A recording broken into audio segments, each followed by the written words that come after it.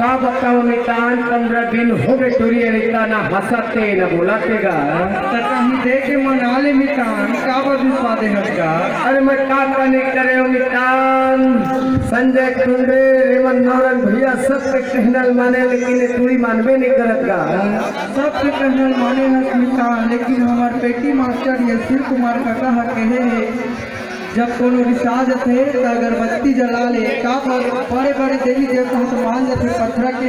कहे तो मानुष जो भी मितान मान ही से देगा लेका हो मितान पे कहा मतलब अगरबत्ती जलाऊंगा चल रे भाई सहयोगी मेरे नारियल लग छोड़ में कम से कम राजा कंगन लगाने लगेगा का हो समुदाय मितान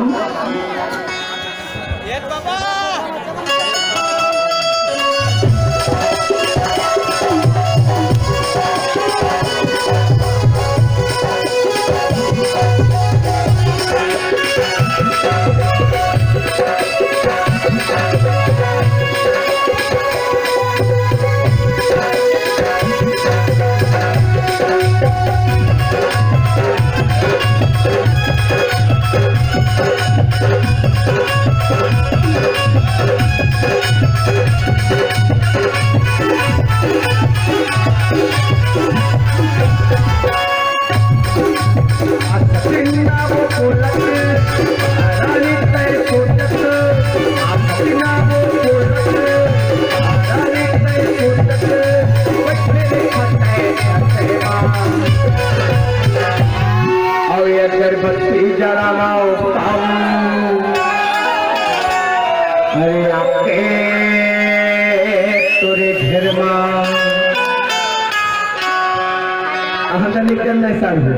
अगरबत्ती जलाओ अगरबत्ती जलाओ अरे आके अगरबत्ती जलाओ अरे आके तोरे घर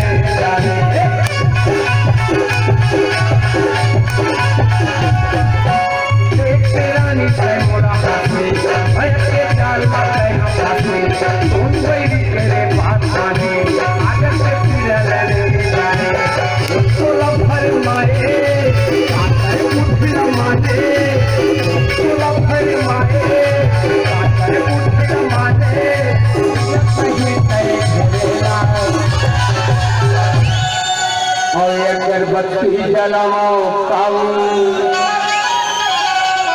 अरे आपके तुझे घर में अगरबत्ती जलाओ अरे आके अगरबत्ती जलाओ अरे आके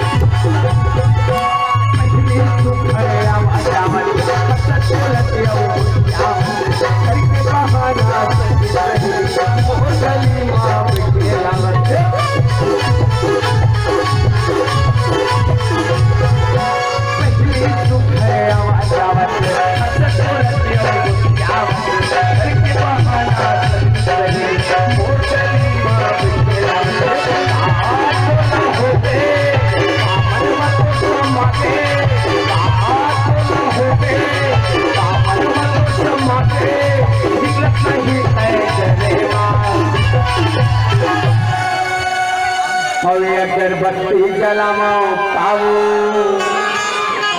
अरे आके तुझे घर में अगरबत्ती जलाओ पाओ अरे आके तुझे घर में अगरबत्ती जलाओ पाओ अरे आके तुझे घर में आके नाम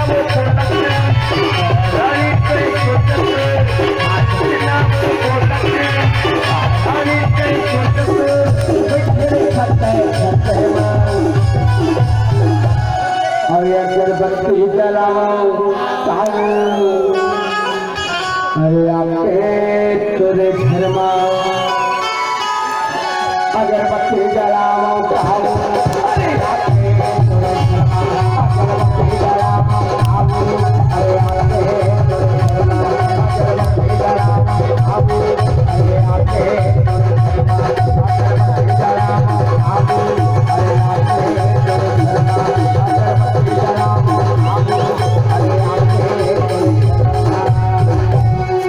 अरे आपके अगरबत्ती जलाओ अरे आपके